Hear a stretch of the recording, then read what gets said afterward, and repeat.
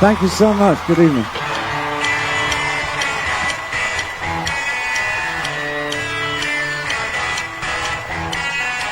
Det gått hele 30 år siden en av de virkelige store rockelegendene for alvor fikk sitt kommersielle gjennombrudd. I 1972 slapp David Bowie Ziggy Stardust and the Spiders from Mars og ble legendarisk.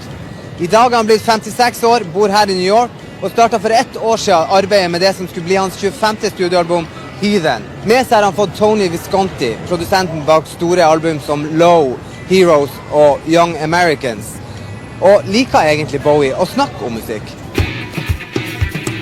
Well, this part of the promotion, they're talking about it. I'm not very comfortable with it. I don't.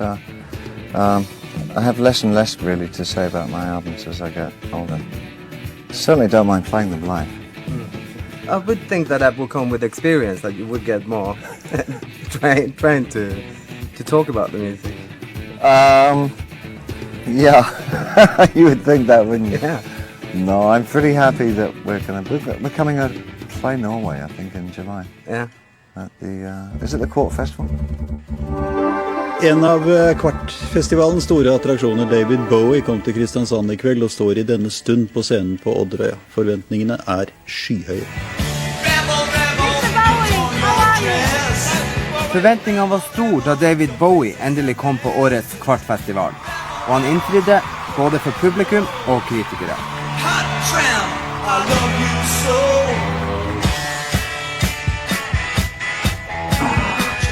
How are you? I'm very well, thank you. Actually, I'm really tired. Are you? Yeah. We didn't get in and asleep until 4-ish this morning, so... I just brought you some reviews from the gig last night. Thank you very much. Have a look.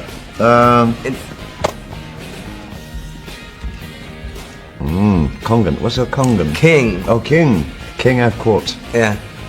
How's my pronunciation? Oh, that's okay. Well, that's lovely. And now you can... Bowie history. Is that history or... Hysteria. Hysteria, oh yeah. Yeah, I see. Well, heavens above. Yeah. So what do you think Very yourself about the gig last night? I liked it very much. Yeah. We had a great time. It was Yeah. a very responsive crowd. I thought they were very warm. Yeah. And I quite like the fact that we're not really following too much of a format with the shows. They're quite changing from place to place. And so we're a little apprehensive before we go on stage. Okay. How the audience will take what we're going to do. So it's always nice when it's like it becomes really quite a thing backwards and forwards. It was lovely. It was lovely. Went on a bit longer than I was going to as well. And the audience, do they change from place to place where you play?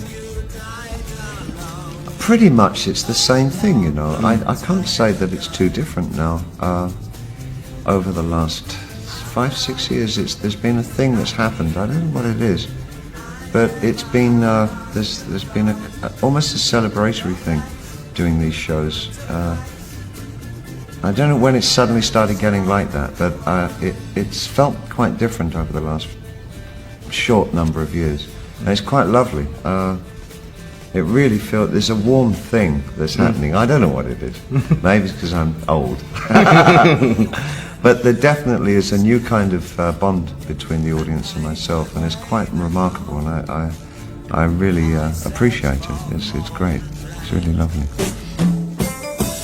Inspirert av Little Richard bestemte 8 år gamle David Robert Jones seg for å bli Englands største rockestjerne. Gjennom 60-tallet var han aktiv innenfor mange kunstgenrer med hovedvekt på musikk. Og i 1967 platedebuterte han under artistnavnet David Bowie. Det gikk et par år før David Bowie fant sitt musikalske uttrykk, og det kunstneriske gjennombruddet kom med Space Oddity. Ground control to Major Tom. Take your protein pills and put your helmet on. 10. Ground control to Major Tom. 6. Commencing countdown, engines on. 3, 2, check ignition, and may God's love be with you. I was so excited, you know, but at the end of the 60s, having seen where theatre and art and all these other facets of culture could be pulled into rock that hadn't really been done before. And the idea of taking a theatrical scenario on stage with a characterization rather than playing the honest Joe guy with full of integrity and this is my life and I pour my heart and blue jeans and all that, I thought, well, yeah, I don't really buy that. There's something even synthetic about that. That's artificial. That has its own kind of artificiality. So why not go the entire way and create an entirely synthetic situation and see where is that interesting, you know? Allerede tidlig i karrieren ble vi introdusert til karakteren Major Tom, og Bowie skulle fortsette å leke seg med alter egoer. Androgyne Ziggy Stardust sto for det kommersielle gjennombruddet.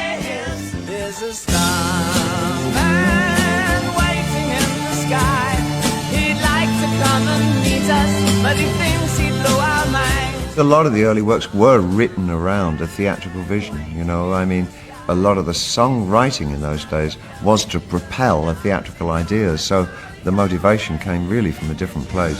Ziggy played guitar, jamming good with weird spiders.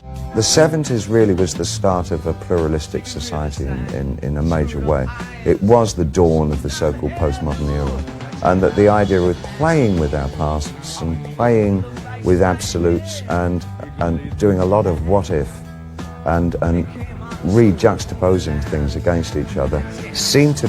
I read somewhere that the alter egos were also because you were a bit shy and that allowed you to play... I absolutely, yeah. I do. I know that for a fact. I mean, it really was a device for me when I was very young, and I really, you know, I am basically a shy person. I've learned to kind of get over that a lot better now, but I'm quite shy. And I never felt comfortable when I first started as a performer, you know, and I felt it was a lot easier for me to think myself into another person to then go on stage and do the songs. And so an obvious extension of that was to start writing new people, you know, and it just took on its own momentum.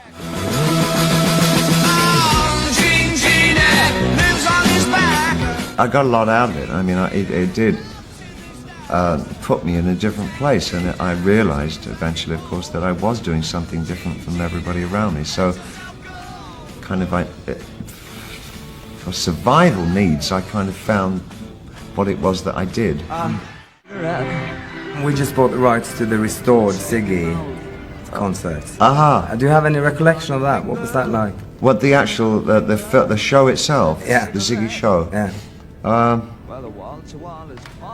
hate to have to say it, but I remember being quite excited that it was all over, because it was the last show, that one, you know, and I really did want to move on. I was very, very tired.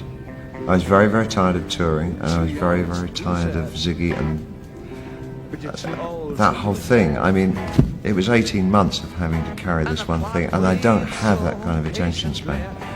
I'd been at least 6 to 7 months before then cramming my head with all these new ideas and things that were exciting me, and I just wanted to move on and get on with something else. So there was a certain exhilaration in knowing it was the last show.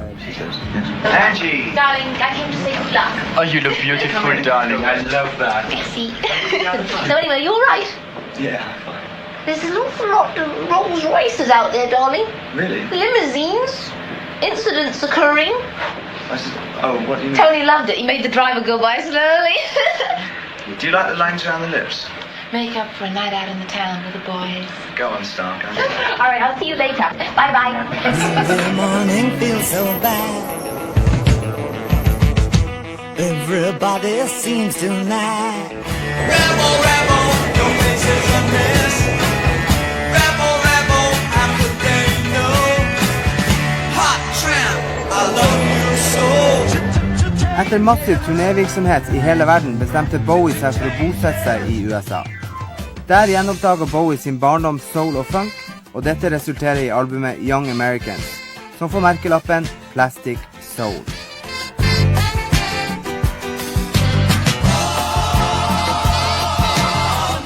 She was a young American.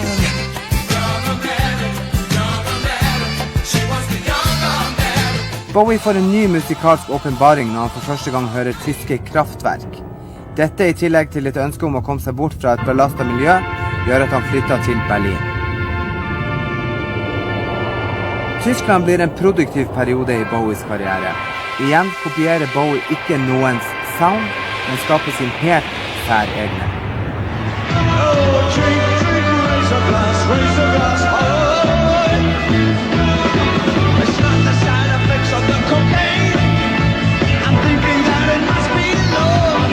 When you start to kind of create a doppelganger, you kind of imbue that doppelganger with all one's own fears and feelings of inadequacy, and you put them on the doppelganger. Then one day you presume that if you kill that doppelganger, you will be free of all these things. And of course that doesn't happen. I mean, when you think you've killed it off, they all are back in you, and you have to really address those things. And I think that's what happens when you come out of drug addiction.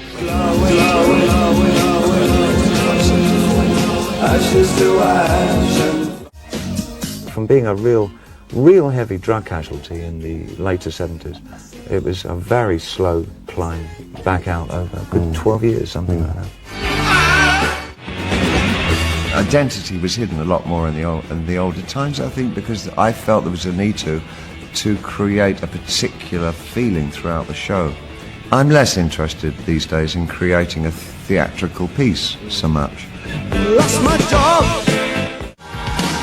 I can't really take any notice of what people want or what the music business wants or anything like that, because I've never written for anybody except me. And I've always found that if I'm not excited by what I'm doing, then it's not going to be an album that I'll ever be able to live with comfortably. I kind of felt that, immodestly, that I had made some kind of change in the way that music was approached. I knew that by the early 80s, I mean, before I did things like around Scary Monsters, that period, I knew that what I'd been doing had been taken on board by quite a few other artists, and it was starting to replicate itself in different ways, you know. But I really found that if I wanted to, and I found that was probably more pleasing to me than anything else that I did, really, is to actually change the context of how music is received and how it looked and, you know, that.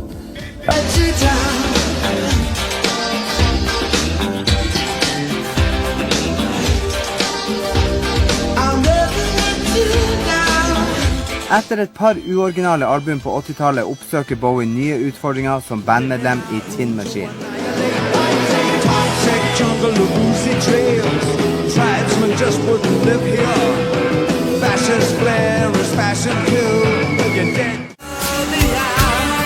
But of Suburbia, I knew was a really good album, but nobody's ever heard of that one. I only got one review in the entire world. But of Suburbia. Yeah, isn't that a shame? One review, man. How can you do? That's kind of a record, isn't it? Did you worry about that, actually? I didn't worry. I was furious. Are you kidding me? One review. I spent weeks on that. Actually, it was a shitty cover. The album cover was awful. That's probably why it wasn't reviewed, you know. People probably thought it was a gossip album. Do you worry about reviews? Do you worry about it? I worry about not being reviewed. Yeah? Yeah! But do you read your own press then? Only if it's really, really good. Or if it's by somebody that I actually respect. There are two things, you know. There's critique and there's criticism. Critics should be your best friend. They really are. They really should be, because they can, if they're good, they can show you your faults and where you let yourself down. There are some very, very good critics that I always read what they write about my work and everybody else's work. And I've always gotten to a point where I can virtually depend on their taste, will be absolutely on the money. And that what they say about a piece of music is very well thought out. They've really listened and they've really bothered to take the time to understand what it is they want to say about a piece of music. And as I say, there's not many of them. So most of what you read is criticism, which isn't the same as critique. So they're not really very helpful. You just say, oh, he's a real prick, and have you seen his hair recently? And kind of that passes as critique. He's got really funny shoes. He's old as well. He's over 30, he's over 40. I think he might be over 50. Stop there. There's always a diamond friendly. Is there a moment? Really good. We're the right kind of weight for us to approach. You wait till I get you, John. We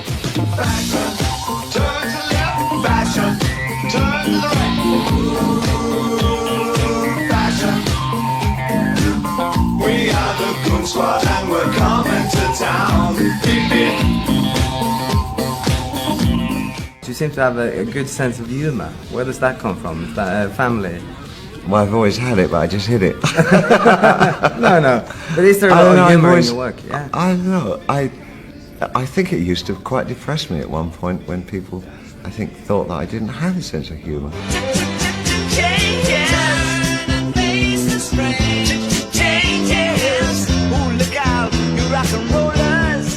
I love falling over.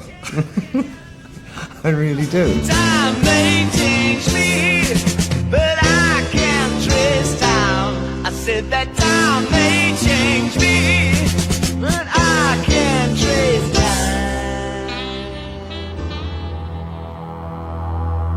So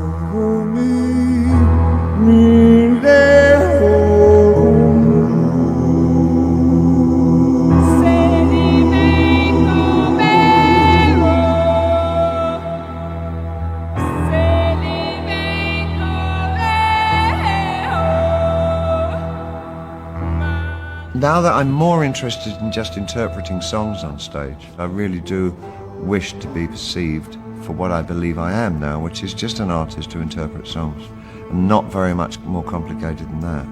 So it does allow me room to be, far more relaxed with the audience, because I'm not trying to set up some dramatic situation in any way, I may go back to that, you never know. It does occur to me often, that would make a great idea for a stage piece, And I guess it's the nearest I'll ever get to writing a musical, because I just don't have the discipline to write a musical. I can't, sit down there for 6 months and do that? No, I don't think so. I work much faster than that. Yeah. Would you like to write a musical? If I could do it in about 3 weeks, yeah. I don't know. I keep telling myself that the actuality of going to see musicals, there's so few I actually like. I think, why would I want to write one? They're awful. Yeah, but where does that come from, actually? I think maybe what I really mean is that I would love to try and create rock in a theatrical context in a way that it hasn't been done before. I think maybe that's what I actually mean. I don't really think I mean that I want to write a musical. Who would want to write a musical? Look at them. But I do I love that. What do I like? Okay, so I have to keep thinking, what do I like? I love to go and see slightly pretentious things by Philip Glass and Robert Wilson and stuff like that. And I think they're awe-inspiring, especially the early stuff like Einstein on the Beach and things like that. I think they're just overwhelming pieces of theatre. I would quite like to do something like that, something really kind of arty, but with a backbeat. That would be cool. Maybe I should do something like that. You mentioned earlier that you moved around. Is New York your home now? Do you like it? Are you going to As stay? it is at the moment, yes it is, and has been for some time. You can kind of walk down the street and buy something and it's not on the front page the next time. I guess the reason for it being, it does allow kind of an anonymity that both myself, my wife and my child doesn't know anything about it, but it's just got something going for it, It's got a good vibe.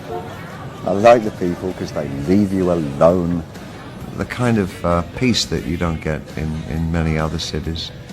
So it's much easier to buy porno here than any other city, because there's always somebody with you when you're trying to get Small Dwarfs with Big Breasts magazine, That's been the priority, I think. As David Byrne says, because you look out of a window and somebody falls over. I would reckon. I brought you some Norwegian music.